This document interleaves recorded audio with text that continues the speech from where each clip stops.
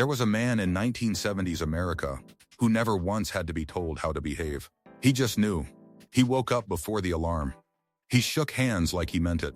He held the door open without making a show of it. He did not talk about his feelings at the dinner table. And no one expected him to. And if you grew up with a man like that in your house, a father and uncle, a grandfather, you felt the weight of him even when he was quiet. Especially when he was quiet. Because in the 1970s, there was a whole invisible code of conduct that held American men together. Nobody wrote it down. Nobody taught it in school. But every man knew it, and every boy was watching. Welcome back to American Retold, the channel where we dig into the stories, the customs, and the quiet truths of American life that history books tend to skip right over. I'm so glad you're here today. Because today we are stepping into a decade that is more complicated, more fascinating, and more deeply personal than most people give it credit for. We're going back to the 1970s. Not the disco balls. Not the bell-bottoms, though we'll get there too. We're talking about the unspoken rules that every American man of that era lived by. The handshake rules. The provider rules. The don't complain, don't explain rules. The unwritten laws that shaped an entire generation of husbands, fathers, neighbors, and working men from coast to coast. If you were there, you know exactly what I mean. And if you weren't, by the end of this video, you will feel like you were. Now, if you're new here, do yourself a favor and hit that subscribe button before we go any further. We put out new American history content every single week, and you won't want to miss a single one. All right, let's set the scene. Cast your mind back to 1970. Richard Nixon is in the White House, and the country is still shaking from the upheaval of the 1960s. Vietnam is still very much happening, and by 1970, over 58,000 American lives would eventually be lost to that war. Men who had gone over as boys came back different. The ones who stayed home watched it all unfold on their television sets, in living color in a way no previous generation ever had. Meanwhile, the economy in 1970 was wobbling. A gallon of gas cost around 36 cents, and a new house averaged about $23,000. A working-class man bringing home $8,000 a year felt like he was doing all right. Not rich, but solid. Then 1973 arrived, and the Arab oil embargo hit America like a fist through a windshield. Gas lines stretched around the block. Prices shot up. The word stagflation entered the vocabulary, which meant prices going up while wages went nowhere. Gerald Ford handed out win buttons, whip inflation now, which felt a little like putting a Band-Aid on a broken arm. But you wore it anyway because what else were you going to do? By the mid-70s, unemployment touched nearly 9%. And yet through all of it, the American man of this era did something remarkable. He kept going. He didn't post about it. He didn't call a hotline. He got up, put on his work boots or his tie, drove his Chevy Impala or his Ford F-100 to wherever he needed to be, and he handled it. That was the code. That was the unspoken agreement between a man and the world he lived in. You showed up. You did the work. You didn't make it anyone else's problem. Saturday Night Fever came out in 1977 and showed one side of American men, that decade, the flashy, the hungry, the young and restless. But in the grocery stores, in the factory floors, in the church pews across middle America, a very different man was living a very different life. And that man had rules. Rule 1. The handshake was a contract. You know exactly what I mean when I say this. In the 1970s, a handshake between men was not a formality. It was a declaration. A man's grip told you everything you needed to know about him before he said a single word. Limp handshake? That man could not be trusted with anything of weight. Too aggressive? He was trying to prove something he hadn't earned. But a firm, dry, two-pump handshake with eye contact held just a beat longer than comfortable? That was a man of his word. You could do business with that man. You could loan that man your truck and know it was coming back with a full tank. Young boys were taught this at an age when most of them could barely tie their own shoes. Fathers would grab their son's hand in the kitchen and show them not once, not twice until it was automatic. Grip it like you mean it, son, and that handshake carried weight in job interviews. At the hardware store, at the bank when you needed a man to look you in the eye and decide if you were good for a loan. No credit score algorithm. No online form. Just two men, a handshake, and 40 years of reputation. There was no higher currency in 1970s America than a man whose word and whose handshake meant the same thing. Rule 2. You provided. Full stop. If you were a husband in the 1970s, there was one question that haunted every decision you made. Are my people taken care of? The average American man in this era was the sole breadwinner of his household, and the weight of that was something he wore under his shirt every single day. He didn't talk about it, but you could see it in the way he sat at the kitchen table on a Sunday night, going over the bills with a cup of Folgers coffee, the one in the red tin that cost about $3.29, and you did not disturb him during that time. You just didn't. Providing meant more than the paycheck. It meant the car had gas in it. It meant the furnace got looked at before November. It meant the kids had shoes that fit and a coat for winter, even if his own work boots had been resold twice. A man who could not provide felt a shame in the 1970s that is genuinely difficult to describe today.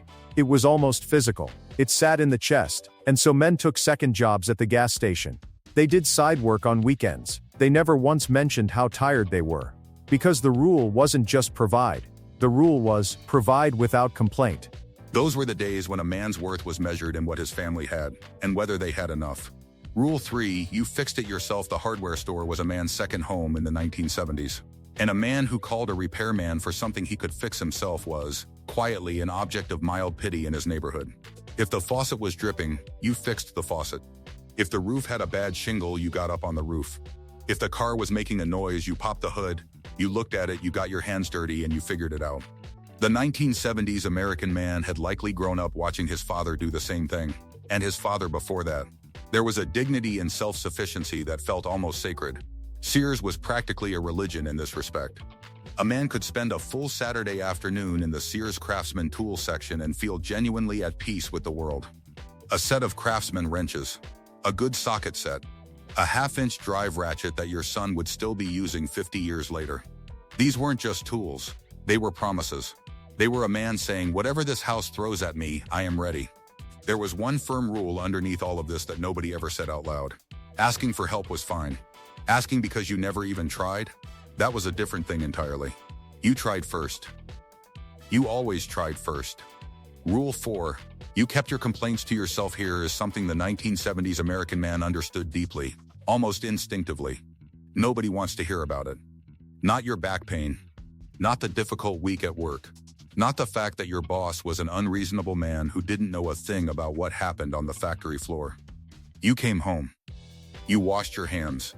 You sat down to whatever was on the table, maybe a hamburger helper casserole, maybe a pot roast if it was Sunday, and you said it looked good. And you meant it. Because those were the days when a woman had been on her own feet just as long as you had, and she did not need to absorb your grievances on top of everything else. At work, the same rule applied. The man who complained was the man nobody wanted on their crew. The man who showed up with a sore back and got the job done anyway, he was worth his weight in gold. Now, this stoicism had costs, and we should be honest about that. It kept a lot of things buried that maybe should have been spoken. But there was also something quietly powerful about a generation of men who refused to make their struggle the centerpiece of their identity. They carried it. They just carried it. And the world kept moving. Rule 5, you respected the man who'd earned it in the 1970s. There was a hierarchy of respect that operated almost like gravity. Nobody announced it. It was just there. The older man at the end of the bar who had put in 30 years at the plant? You did not talk over him. The veteran who didn't mention he was a veteran? You found out some other way, and after that, you treated him differently. Not with pity. With regard. The neighbor who could back a trailer in a single smooth arc? The one who could pull a dead motor and have it running again in a weekend? That man had standing. Real, earned, neighborhood-level standing. And you did not get respect in the 1970s by announcing you deserved it.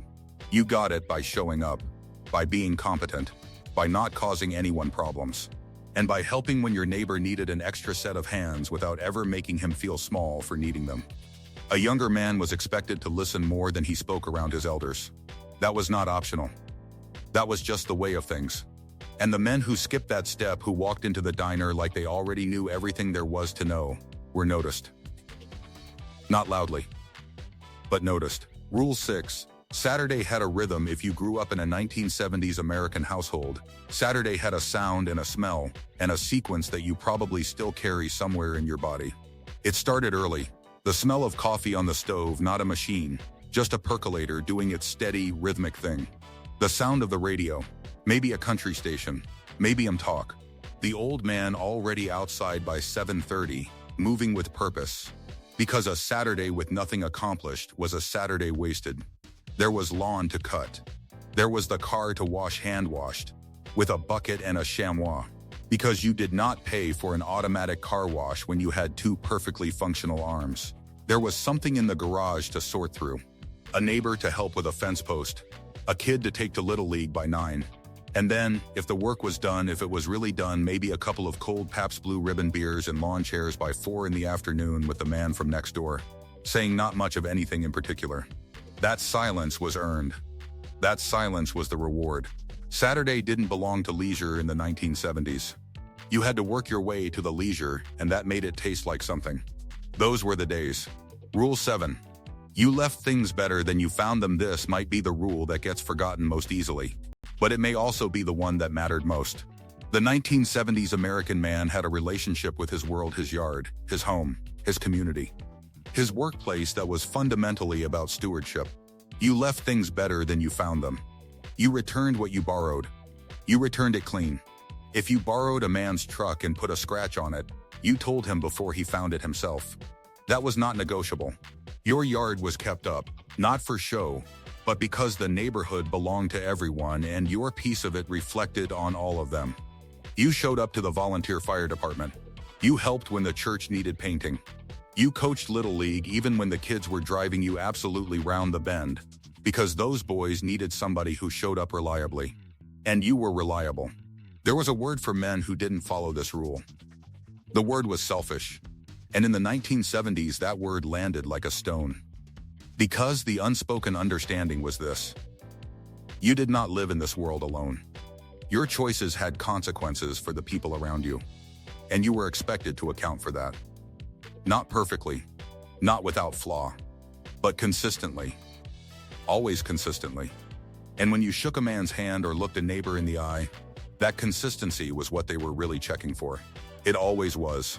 Now, before we go any further, let me share a few things that might just surprise you. Did you know that in 1970, the average American man worked 40.6 hours per week, and nearly 1 in 4 held a second job at some point during the decade? That number tells you everything about the economic pressure of the era, and everything about why keeping your complaints to yourself was not a philosophy, it was a survival mechanism. Did you know that Levi's 501 jeans, which became a cornerstone of working-class American dress in the 1970s, cost about $7.50 a pair? Those jeans were not a fashion statement. They were workwear. They were what you wore when you had a job to do and you intended to do it. Did you know that in 1973, a Gallup poll found that 67% of American men still considered themselves the primary decision-maker in their household? That number would shift dramatically over the next 2 decades. But in the early 1970s, that sense of responsibility, sometimes healthy, sometimes overbearing, was the water most American men swam in. They didn't question it. They just lived it. There is something worth sitting with here, and I want to be careful to say it honestly. The 1970s American man was not a perfect creature. Not by a long stretch. The stoicism that held families together also kept fathers emotionally distant from their children in ways that echoed down through generations. The pride and self-sufficiency sometimes crossed into stubbornness that cost men their health, their relationships, and their lives. But here is what is also true. There was a clarity to the 1970s code of manhood that, for all its flaws, produced men who were deeply committed to their communities and to something larger than themselves. Today, a man can order everything he needs from his phone and never once need to ask a neighbor for help. He can work remotely, socialize digitally, and go weeks without shaking another man's hand. In many ways, life is easier. Softer, certainly, but there is a generation of men today who are genuinely searching for what it means to be solid, to be the kind of man that other people can lean on, to be competent and present and reliable. And when they go searching for that model, more often than not, they end up looking back. They end up looking at the 1970s. Maybe what we lost was not a set of rules at all. Maybe what we lost was the feeling that being a dependable person was in itself enough. Now I want to hear from you, because so many of you watching this right now grew up with a man exactly like the ones we've been talking about today.